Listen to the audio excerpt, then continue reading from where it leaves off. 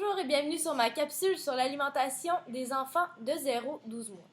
Donc, premièrement, qui dit poupon pense biberon.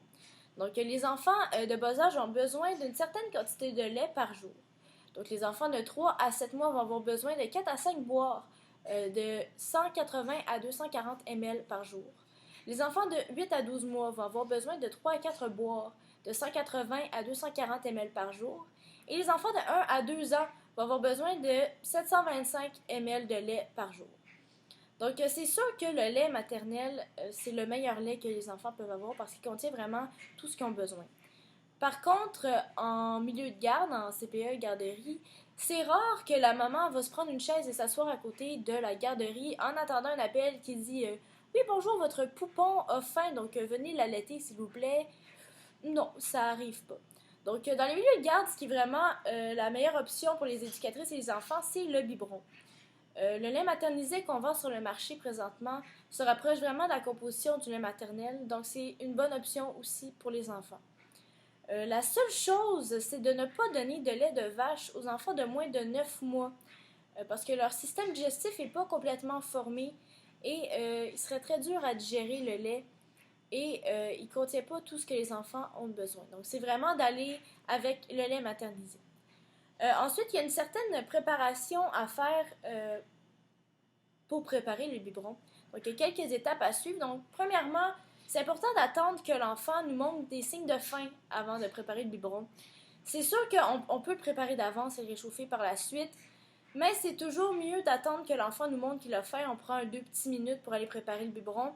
Puis après ça, on lui donne, puis il va être content. Donc, ça fait la préparation est plus fraîche. Ensuite, c'est important de se laver les mains et de s'assurer que notre surface est propre pour être sûr qu'il n'y ait pas de contamination d'aliments avec le lait ou qu'il y ait justement de la poussière dans le biberon, ce qui serait un peu dégueulasse. Sinon, c'est important aussi de s'assurer que le biberon est stérilisé et propre avant de commencer à préparer le lait maternel.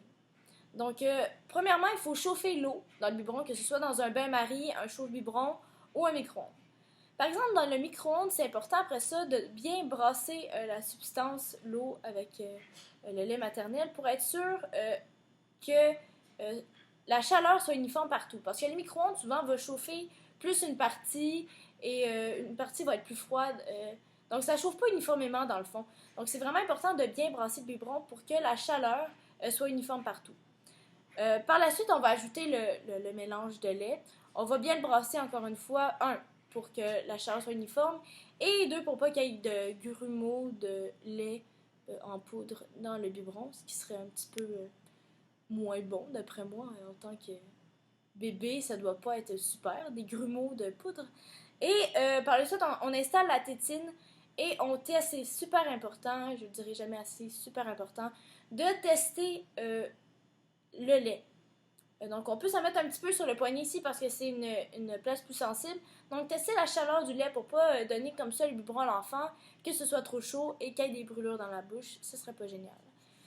Donc, au niveau des textures, les enfants apprennent l'alimentation, tout ça, et il y a différentes textures quand même à suivre par rapport à leur âge.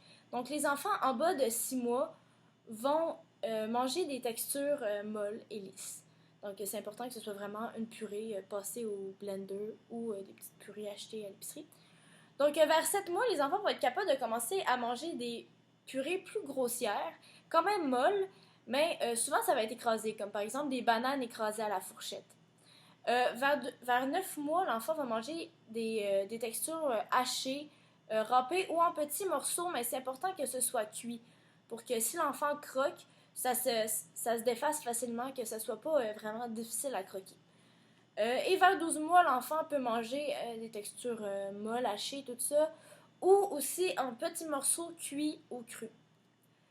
Donc, l'enfant, dans ces moments-là, commence vraiment à expérimenter qu'est-ce que c'est l'alimentation. Il commence à développer sa mâchoire, sa bouche. Donc, c'est important de prendre quelques petites précautions pour être sûr que l'enfant s'étouffe pas.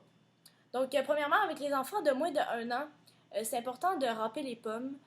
Si jamais on a des raisins ou des bleuets, de les couper en 4 et non en 2. Parce qu'en 2, ça va quand même donner un rond les gros bleuets ou les gros raisins, ça reste que c'est quand même gros.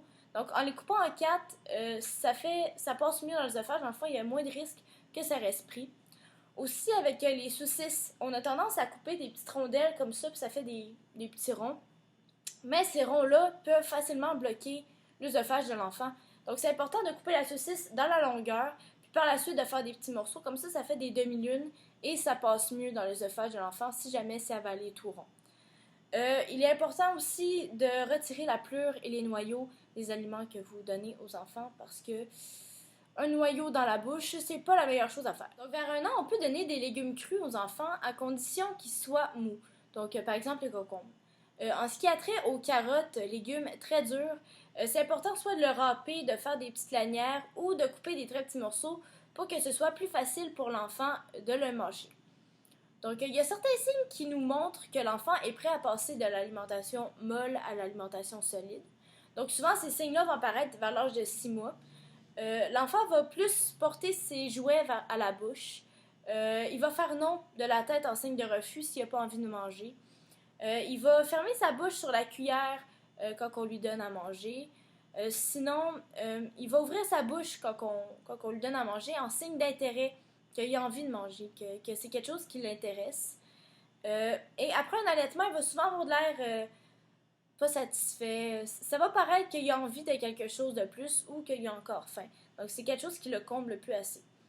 La décision de commencer l'alimentation solide revient aux parents. Et c'est très important que les éducatrices ne commencent pas ça sans l'accord des parents.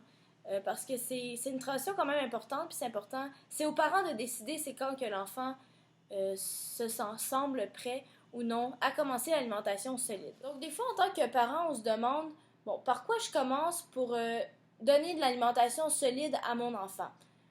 Donc il y a quand même un ordre prédéfini à suivre. Donc on va commencer par les produits céréaliers. On va commencer par le riz, ensuite l'orge, l'avoine, le soya, les céréales mélangées avec des fruits, le gruau, le pain grillé, le couscous, les pâtes, le bagel et finalement pour arriver aux céréales régulières. Ensuite, on va aller avec les légumes. On va souvent commencer par les légumes oranges, ensuite par les légumes verts, puis après ça, l'ordre commence à être un peu moins important. Donc, on va commencer par les carottes, les patates douces et les courges. Ensuite, on va aller vers les verts, donc les haricots, les asperges et les brocolis, les choux. Et ensuite, on peut donner des tomates, des champignons, des concombres aux enfants. Donc là, après ça, l'ordre devient un peu moins important. Par la suite, on va aller avec les fruits. Donc, on va commencer par les pommes, les poires, les pêches, les abricots, les bananes, les prunes, les bleuets, les ananas, les nectarines, les fraises, les raisins, les framboises et finalement la cantaloupe. En ce qui a trait à la viande, c'est un peu différent quand même parce qu'il y a certaines viandes qu'on ne peut pas donner aux enfants qui est mieux de ne pas donner aux enfants avant 12 mois. Parce que c'est des viandes qui sont, je dirais, plus populaires au niveau des allergies. Et si on les donne trop jeunes à l'enfant, il pourrait davantage développer cette allergie-là parce qu'il n'est pas prêt à recevoir ces aliments-là. Donc, au début, pour les viandes, on va commencer par l'agneau, le poulet, la dinde, le bœuf, le veau, le porc, le poisson, les jaunes d'œufs cuits, les légumineuses, les toffus et le foie. Par la suite, une fois qu'il y a 1 an, on va pouvoir lui donner des œufs complets, du beurre d'arachide ou des fruits de mer. Donc, c'est vraiment important que quand que l'éducatrice fait partie de, justement, l'essai de nouveaux aliments, qu'elle note vraiment toutes les réactions qu'elle peut voir de la part des enfants après, par exemple, le dîner ou la collation, pour les transmettre aux parents. Pour que si jamais, par exemple, après un dîner, l'enfant pleure beaucoup, il y a des petits boutons, ou qu'elle remarque qu'il y a des selles molles, mais qu'elle transmette vraiment qu'est-ce qu'il a mangé pour dîner, tout ça, pour que le parent puisse faire un suivi, voir si c'est parce qu'il était malade ou si c'est parce qu'il réagit moins facilement à un aliment. Donc, une fois que l'enfant a vraiment essayé tous les aliments et qu'il est prêt à manger des repas, c'est important pour lui de manger une certaine quantité de portions de chaque groupe alimentaire à chaque jour. Donc, par exemple, pour les produits laitiers, ça lui prend de 4 à 5 portions. Donc là, vous devez vous demander, bon, qu'est-ce que c'est une portion pour les enfants de 1 à 2 ans? Donc, ça peut être 125 ml de lait, 60 ml de yogourt ou de 15 à 30 grammes de fromage. Sinon, ça va lui prendre de 4 à 5 portions de produits laitiers.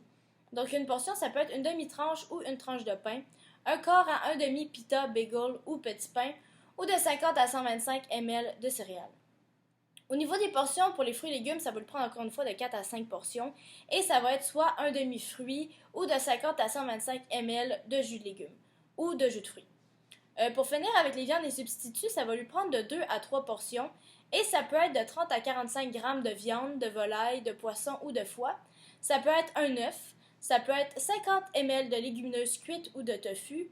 Ou sinon, ça peut être 15 ml de beurre d'arachide, de sésame ou d'amandes. Donc, j'espère que vous avez aimé mon vidéo, que ça vous a donné quelques informations. Et je vous revois dans les prochaines vidéos sur d'autres capsules sur l'alimentation pour les groupes d'âge un peu plus vieux.